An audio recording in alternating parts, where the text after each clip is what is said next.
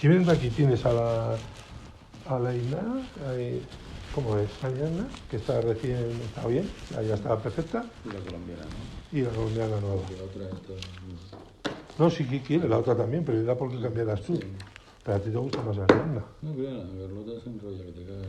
Pues la que tú quieras. O Ariadna y Carlota, toma por culo. No, la puedo conocer alguna vez. Por eso te estoy diciendo.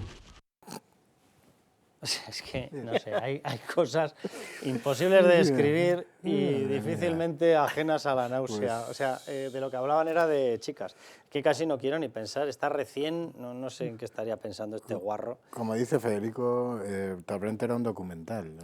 Totalmente, totalmente. O sea, lo que acaban de ver es a dos de las personas, por no decir las que más, por debajo de Pedro Sánchez, mandaban en el partido y en el gobierno de España. Las que adjudicaban contratos, adjudicaciones de obra, licitaciones, como les daba la puñetera gana. Las que decidían si había una licencia para abrir un negocio o no había un negocio. Los que decidían a quién se le vendían mascarillas mientras la población estaba muriendo. Y sale el señor de son las 5 y no he comido y nos dice estoy tranquilo, estoy tranquilo. Nos importa un soberano comino. Si está usted tranquilo, ¿cómo está? O sea, lo que debería ocurrir es que todos estos fueran camino de lo que tienen que ir, que es de prisión. O sea, es de vergüenza. O sea, a la mitad de las personas que han escuchado ahí, pues estarán colocadas en cargos públicos.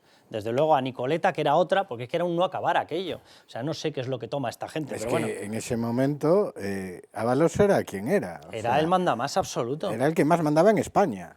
Por cierto, uno de los que más pasta, Sánchez, pero quiero decir, por cierto, uno de los que más pasta repartía entre medios de comunicación. Por cierto, ¿vale? Y Os voy a dejar el tema eso ahí. equivale a mandar. A mandar, pero vamos, por todo lo alto. El del Peyot, el de la financiación en el partido, el del reparto de cargos en el partido, el que decidía los acuerdos internacionales con una narcodictadura, el que decidía las entradas de petróleo, el señor que mandaba por debajo de Sánchez. ¿Por qué? Porque Sánchez le mandaba que mandara así. Y está hablando con el antiguo Puertas de un prostíbulo de cómo usan las coimas para pagarse a Carlota o a Ariana, que Carlota se enrolla genial, por lo que dice. Sí, sí, la pobre tiene que tener, vamos... ¿Y esto no es motivo para que caiga un gobierno? No, según Pedro Sánchez no, porque dice él que él no se enteraba de nada. O sea, iban 4 en el Peyot, con el 1 hablaban de cómo colocar a las prostitutas, los otros 2 se repartían las prostitutas y nos quiere hacer creer Pedro Sánchez que el del volante, que era él no se enteraba de nada.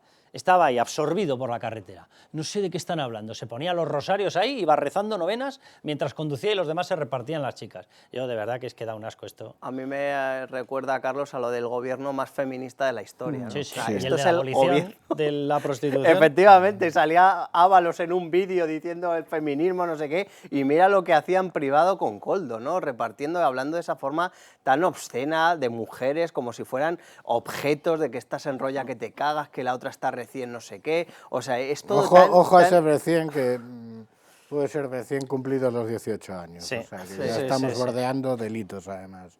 Que sí, que sí, que sí. No, no, si es que los ves y dices, vamos, el comportamiento legal es lo que sería noticia. ¿Se repartían solamente prostitutas? De eso nada, también se repartían la pasta, ¿qué más da? Sí, 450.000 euros tenés. Y a mí se me debe 130 más otros 100 si conseguiría esos. O sea, que imagínate. Y el hijo de puta del Santos se ha quedado con dinero que lo ha hecho delante mío. ¿Vale? ¿Y se repartían solo chicas y solo dinero? No, también se repartían obras públicas, claro. Le voy a intentar pedir a Santos que me dé 2 obras. Si me dan 2 obras de 35, yo consigo medio kilo fácil. Porque le voy a pedir directamente y sé a quién. Entonces, lo que me da, yo la mitad te lo voy a dar. La otra mitad es para pagar mis gastos y todo lo demás. O sea, atención a las cifras de las que hablan, que por cierto, simplemente por recordar, porque estamos en campaña de la renta, ¿verdad? Nos han subido los impuestos y las cotizaciones sociales desde que llegó Pedro Sánchez en 140.000 millones de euros. Un IRPF cuando llegó este personaje eran 80.000, 82.000 millones, es decir, nos los han subido más de vez y media un IRPF, ¿vale? Es decir, si antes teníamos un IRPF, ahora tenemos 2,5 a la espalda. Y acabamos descubriendo que las obras públicas en España se pedían, oye, dame 2 obras de 35 millones, ¿vale? Que así yo me llevo medio milloncejo por cada una. ¿Las obras eran necesarias? ¿Eran necesarias esas obras? ¿Eran necesarias otras obras? O yo qué sé, un tren de cercanías o un AVE correcto para determinadas comunidades autónomas, no sé, en Extremadura, el tren de cercanías en Madrid. ¿Eran necesarias otras cosas, pero que había que hacer eso, porque así se contentaba a determinados empresarios que pasaban la boina y acababan pagando al partido? ¿Para eso estamos pagando impuestos en España? ¿Para esta colección? para que se repartan chicas, dinero y obras públicas. O sea, para esto pagamos impuestos en España. Viva la campaña de la renta. Bueno, nosotros publicamos, Carlos, en Libertad Digital, que esto ya es una corrupción sistémica, o sea, es todo el sistema corrupto al servicio de un cobro de comisiones ilegales a cambio de adjudicaciones de obra pública. ¿Por qué? Porque está el ministro de Transportes, José Luis Ábalos, su asistente, Koldo García, Santos Cerdán, que está revoloteando por ahí. Luego tienen a todos los altos cargos del Ministerio de Transportes, en Adif, en AENA, todos colocados para hacer precisamente el fraude en las adjudicaciones y, como desvelamos también, Carlos, tocando incluso a los interventores y abogados del Estado. Es decir, es todo el sistema corrupto para cobrar comisiones ilegales. Es que estamos ya en un paso más. No es ni siquiera que hay que hacer esta obra y yo me voy a aprovechar y voy a ver si me saco algo. No, es buscar obras, quiero decir, buscar obras probablemente innecesarias o decidir qué obras se hacen en función de cuánto me puedo llevar. Mucha gente se pregunta muchas veces, ¿cómo es posible que no se solucione lo de los enfermos del ELA? Pues si me cubre a mí, pues porque a lo mejor ahí no había donde trincar y era mejor. Y vemos que se han hecho obras, luego no caben los trenes por los túneles. La situación de los cercanías es la peor que ha habido. Aves que se quedan parados cada A mí 2 siempre por me 3. han dicho que el tema, y no tengo más pruebas, pero me lo ha dicho gente de dentro del ministerio, que el tema de los famosos trenes que no cabían por los túneles en Cantabria y en Asturias lo manosearon ellos. A mí siempre me lo han dicho. O sea, y de verdad que es una cosa tan tosca y tan básica que dices, pero ¿quién podría ser tan absolutamente melón, pero melón sandía? ¿Quién podría ser tan cafre para hacer una contrata sin comprobar que el tren tiene el ancho necesario para caber en un determinado túnel? ¿Quién podría ser? O sea, de verdad. O sea, un ingeniero, imposible. Una persona, un técnico que esté acostumbrado a eso, imposible. Tiene que ser un melón del tamaño sideral de esta colección de melones. Es que si no, no salen las cosas. Sin duda. Literalmente. Bueno, cuando estamos hablando de esto y estamos viendo cómo se regalaban las obras, que por cierto, simplemente una cuestión, le voy a decir a Santos Cerdán que me dé. Ah, vale, que la dinámica era que Santos Cerdán era el amo del calabozo y repartía las obras como le daba la puñetera gana. Vale, Santos Cerdán, el secretario de organización del Partido Socialista. ¿Y lo hacía a cambio de nada? ¿O lo hacía a cambio, evidentemente, del pago del impuesto, como le llamaban ellos? Bien, cogiendo esto, piensen o escuchen en estas declaraciones, ¿vale? Son de diciembre del 23, un tal Pedro Sánchez. Para Pedro Sánchez, ¿quién es Santos Cerdán? Pues es un buen socialista, es un gran secretario de organización, es un extraordinario negociador, muy eficaz, como los resultados acreditan, ¿no? Es una persona que me ha acompañado desde siempre, tiene toda mi confianza y es uno de mis más estrechos colaboradores. Pues ya está, pues fin de la historia. ¿Y por qué era uno de sus más fieles colaboradores? Pues porque le vigilaba, efectivamente, el amo del calabozo le vigilaba el calabozo. Pero, y se van a gloria, dice, muy eficaz negociador, como los resultados acreditan. Los resultados que son blanquear a ETA, entregar Navarra a la ETA y la negociación con el golpismo. Y súmale la financiación ilegal del partido, obviamente. Con ese currículum no te puedes sorprender de que se dedique a otros delitos, porque tanto la amnistía como entregar Navarra a la ETA, en mi opinión, son delitos a lo mejor incluso más graves que todo esto que estamos hablando. Desde el punto de vista de daño estructural en un Estado de Derecho y una democracia, entonces, muy superiores a todo lo que estamos hablando. Sergio Sayas, ¿cómo estás? Buenas tardes, encantado de estar con vosotros. ¿Qué tal, Sergio? Bienvenido. Conocedor de Santos Cerdán, no te queda más remedio, vienes de allí, le has visto las tropelías que ha generado, le has visto cómo ha cogido un partido, y esto lo he contado muchas veces, el Partido Socialista de Navarra no siempre fue un partido proetarra. En estos momentos está reconvertido en una cosa asquerosa, que es efectivamente proetarra, proseparatismo y pro-destrucción de la unidad de España. Pero hace décadas el partido no era así. Uno de los grandísimos culpables de haber reconvertido el Partido Socialista de Navarra en esta cosa espantosa que vemos ahora, que se ha convertido en un felpudo de los proetarras, es Santos Cerdán. Y ahora vemos que tenía el lomo muy bien cubierto y muy bien regado. Estamos descubriendo, Sergio, por ejemplo, que había ocultado en el registro mercantil que Servinavar, una de las grandes receptoras del dinero que adjudicaba, por cierto, entre otros, el gobierno de María Chivite, que asegura María Chivite, muy socialista ella, muy de la cuerda, por cierto, de Pedro Sánchez, dice que no tiene motivos para dimitir. Joder, pues como empecemos a contarlos, resulta que había ocultado al registro mercantil una escritura privada que le hacía a Santos Cerdán propietario del 45% de la empresa que recibía contratas de más de 70 millones. Anda, pues el 45% de 70 millones son unos cuantos milloncejos, Sergio. Totalmente, o sea, la señora Chivite no tiene hoy otra salida en Navarra que la dimisión inmediata. Y no lo tiene por dos razones. Si no se enteraba de nada, por incompetencia. porque es imposible de justificar que la presidenta de una comunidad del tamaño de Navarra no se estuviera enterando de una adjudicación de 76 millones de euros, que probablemente sea una de las adjudicaciones más importantes que hayamos hecho en años. Y en segundo lugar, si lo sabía todo y lo tapó, obviamente tiene que dimitir. Y tiene que dimitir desde el momento en el que su gobierno ha dado decenas de millones de euros a una empresa que, para empezar, no tenía ni la competencia en la materia, que no tenía ni la solvencia en la ejecución y que no había otra razón para que formara parte de esa UTE que ganó la concesión que la de tener de aliado a Santos Cerdán. No había otra razón para que esa empresa estuviese en una UTE, porque no aportaba otra cosa.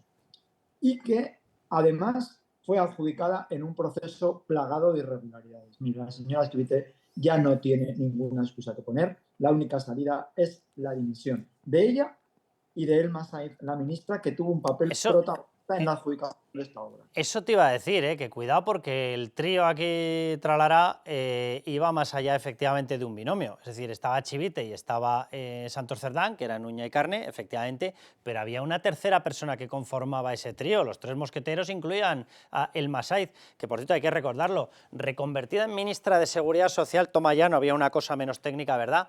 Porque había que sacarla, porque había sido la damnificada de regalarle, porque era la responsable del Grupo Municipal Socialista en Pamplona, de regalarle el Ayuntamiento de Pamplona a los proetarras. O sea, todo un alarde de currículum técnico. Oye, ¿y por qué acabas controlando las pensiones en España? Porque ha habido que sacarme para que no me quedara fastidiada por regalarle a los etarras un ayuntamiento. Ah, muy bien, muy suyo. No, fíjese, ayer justo le decía esto en la pregunta también. Lo que tienen en común los pactos con Bildu con la corrupción es que han utilizado a Navarra como cobaya para ensayar lo que luego han extendido al resto de territorio nacional. Primero extendieron los pactos con Bildu, donde en primer sitio los trataron de normalizar una indecencia que nunca puede ser normal, fue en Navarra, con los presupuestos de Navarra, con el apoyo a Chivite, luego, por supuesto, con la moción de censura. Y eso que ensayaron en Navarra, luego lo replicaron al conjunto de España, donde ya Sánchez tiene a Bildu, a los proetarras, como un interlocutor perfectamente válido. Lo mismo ha pasado en la corrupción. En la corrupción utilizaron a Navarra para iniciar en los primeros caminos y a partir de ahí la extendieron a todo el socialismo nacional. Y en ambos casos los protagonistas eran los mismos: la señora Chivite, el señor Cerdán y la señora Elma Sainz. Sergio, ¿Pedro Sánchez podía estar ausente de todo esto? Lo digo porque, vamos a ver, que se ha apoyado en el Partido Socialista de Navarra es absolutamente obvio. Y tiene además una explicación. ¿Por qué se tenía que apoyar en el Partido Socialista de Navarra? Porque Bildu exige Navarra. Entonces, ¿cuál era la forma de negociar? Si el Partido Socialista podía llegar a la gobernabilidad de Navarra, necesitaban un acuerdo estrella con Navarra, para regalar el ayuntamiento a los proetarras. ¿Cómo lo hacían? Pues negociando con el máximo responsable, con la cabeza del Partido Socialista de Navarra. Esa negociación no fue la negociación de la pasta, de esto que estamos viendo. No. Esa fue la negociación para conseguir poner en la Moncloa a Pedro Sánchez. ¿Pedro Sánchez era ausente de todos estos pactos? Es impensable, es impensable. Hombre, yo creo que tú lo sabes esto mucho mejor que yo. Has escrito un libro en el que dices que Pedro Sánchez es el uno, porque efectivamente Pedro Sánchez es el uno. Es imposible que su mujer esté imputada, que su hermano esté imputado, que el fiscal general del Estado esté imputado, que su primer número 2 esté imputado, que su segundo número 2 esté imputado, que varios ministros estén con serias sospechas de corrupción y que el presidente del gobierno no se estuviera enterando de nada. Oiga, si no se estaba enterando de nada, lo que tiene que dimitir es por incompetente. Pero es que el problema es que tiene que dimitir porque todo a su lado está podrido de corrupción y él, por supuesto, era el capo de esa pudedumbre. Sergio, un abrazo muy fuerte y muchísimas gracias. Y gracias por la cuña publicitaria del libro, también. Recomendado 100%. Un abrazo, Sergio. Por cierto, María Chivite, presidenta de Navarra, que repito, es una persona de la máxima confianza de Pedro Sánchez. ¿Por qué? Porque se la avaló Santos Cerdán. Santos Cerdán le dijo que era la persona adecuada para hacer todos los acuerdos con Bildu y efectivamente así está saliendo el tema. Esta persona enchufó a su tío, Óscar Chivite, como consejero. Bien, Óscar Chivite venía de tener una empresa que se llamaba La Uburu. Para el que no sepa euskera, que es una sana costumbre, el Lauburu significa 4 cabezas. Es el símbolo racial de los batasunos que consideran que aquellos son una raza superior. Entonces, este tipo de mamarrachadas y majaderías supinas de esa gente que se considera que cuando se enrosca la boina muy duro ha salido una raza. Bueno, pues así salen los temas. Bueno, esa empresa tuvo avales por parte del gobierno de María Chivite, ha tenido avales para créditos por valor de 208.000 euros. No está mal. Y no del ICO también. Y del ICO, efectivamente. Y O sea, menos mal que no tiene motivos para dimitir María Chivite. mañana profundizaremos en Óscar Chivite, en Libertad Digital. Ah, mira, me parece una decisión muy acertada. O sea, ampliaremos información. Cuando sobre- vaya yo por Pamplona creo que voy a tener una cantidad sobre de el amigos. excelente trato Estoy que encantado. recibía del gobierno de su sobrina. Ya. Que es una No, cosa. totalmente. ¿Qué os parece el tema? Yo creo que o sea, el sanchismo está empezando a dar sus últimos coletazos. O sea, a mí me da la sensación te oiga. que es el principio del fin. Yo creo que Sánchez está groggy, o sea, nunca ha estado tan contra la pared como ahora, y el problema que veo yo es que nos vamos ya al verano. Y que el verano le va a servir a este hombre para coger oxígeno, porque yo creo que jamás ha estado tan acorralado. Ha habido un cambio, incluso entre la gente izquierdista, los medios progubernamentales que ahora son casi más críticos que los de la derecha, y todo esto yo creo que está afectando muchísimo a Pedro Sánchez, pero como digo, el problema es que no haya todavía otro informe más de la UCO que sirva ya para acabar de dar el último golpe, ¿no?, al sanchismo. Bueno, estamos esperando por el 4 que nos has anunciado, ¿eh? Pero esos serán después del verano ya. A ver, Entonces, tiene mucha más eficacia política después del verano, ¿eh? Sí. Yo también tengo prisa, pero tengo prisa eficaz. Bueno, vamos a repasar, porque decían, las obras amañadas en época o por o con, presuntamente, Santos Cerdán. Bueno, en Navarra y en total en 8 comunidades autónomas. Navarra, Minamuga, Geoalcali Acciona, Servinavar. En Murcia, ¿qué tendría que ver? Bueno, pues lo que tiene que ver es el Partido Socialista negociando allí y haciendo chapuzas. Y ya está. Soterramiento ferroviario en Murcia, plataforma del corredor mediterráneo y, por cierto, el rastro de una comisión de 550.000 euros. Andalucía también ha tenido lo suyo. Sevilla, tirantes del Puente del Centenario, en Úbeda, obras adjudicadas con presuntas irregularidades. Los detalles todavía no los ha conseguido detectar la UCO. En La Rioja también autovía 68, tramo Arrubal-Navarrete, y una comisión pendiente de pago, aparece el rastro de 450.000 euros. Siguieron con la geografía española en Asturias, adjudicaciones a OPR. En Madrid no se ha identificado una adjudicación concreta, lo que se ve es que sí que tenían ofertas y tenían actividad. No sé si se atreverían en Madrid, la UCO lo está investigando. Aragón, desembocadura de parte de las obras adjudicadas en otras partes, especialmente en Navarra, que tenían consecución en Aragón, y operaciones mineras a través de Geoalcali, que sale muchas veces. En Cataluña, San Feliu de Llobregat, la integración ferroviaria, allí con Acciona, comisiones pendientes allí también de 450.000 euros. Repito, 8 comunidades autónomas tocadas por lo que decían que era una investigación en Navarra. No, es una investigación del PSOE, es una investigación de la trama y la cloaca del PSOE, y por lo tanto ha afectado a todas partes donde ha podido afectar el PSOE desde el Gobierno nacional. Pero quiero que hablemos ya con Sandra León. Sandra, ¿cómo estás? Sandra, no te escuchamos, a ver si se te oye. ¿Qué tal, Carlos? ¿Me oís Ahora te escuchamos. No me extraña que te hayas quedado callada, porque claro, nos vas a hablar de la última aparición estelar, allá que va la UCO, allá que le hace un registro a Ábalos, y allá que se encuentra a Ábalos con un perro y con Leticia Hilton, una actriz porno, una estrella porno, que monta un show, que si se mete un pendrive en no sé dónde, que si sale de allí, que si voy a pasear al perro, que si te voy a subir el desayuno, no voy a hacer chistes con la baguette. Esto en qué acaba, y no sé si preguntarte si nos lo creemos, porque antes ya ha deslizado Miguel Ángel Pérez, que tiene una pinta de que está pactado y de que, bueno, el show nos lo ha debido regalar, pues no sé para qué, y por el camino lo que ha hecho es darle el pendrive a la Guardia Civil. Bueno, yo también coincido en que esto es un show, pero bueno, es verdad que nos han mantenido entretenidos en las últimas horas. Sobre todo a él, Sandra. Bueno, eso desde luego. Hay que recordar que la semana pasada la UCO registraba la casa de José Luis Ábalos, pero lo que son las actas del registro no las hemos conocido hasta esta semana. Claro, cuando el martes por la noche se empiezan a filtrar esas actas, lo que se nos dice es que en el momento del registro Ábalos se encontraba con una chica a la que los agentes identifican como Anaïs Dufermont. Lo que nos dicen es que el exministro le dice que se vaya a pasear al perro, pero que antes de irse que coja algo para desayunar. Ella, según dicen los investigadores en ese informe, va a una de las estancias de la casa, no dicen que sea la cocina, con lo cual entiendo que ahí empiezan a sospechar algo, ven que lleva algo sospechoso escondido en el pantalón, no dicen en el bolsillo, cada uno que piense lo que quiera. Entonces, una de las mujeres agentes que hay allí le hace un cacheo y es cuando descubre que efectivamente lleva ese disco duro en el que, según hemos sabido después, bueno, pues habría conversaciones con determinados cargos del Partido Socialista, entre ellos con Pedro Sánchez. Pero volviendo al personaje, claro, cuando nosotros vemos a Anaïs Dufermont, uno lo primero que hace es teclear su nombre en Google. Y en ese momento lo que descubrimos es, por un lado, hay un perfil de LinkedIn que nos dice que es una dependienta de Valencia y, por otro, infinidad una dependienta.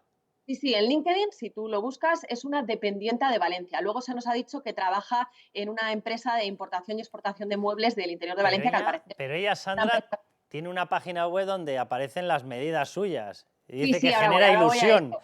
No sé si debe ser, las medidas deben ser necesarias para generar ilusión mientras limpias, no sé, con la fregona o no sé muy bien. Te estoy contando el orden, ¿no?, de cómo lo vivimos, porque en un primer momento eso es lo que aparece en LinkedIn y luego efectivamente empieza a haber una infinidad de páginas web donde ya ella se vende como modelo, nos aparecen sus medidas 90, 60, 90, que mide unos 70, etcétera, etcétera.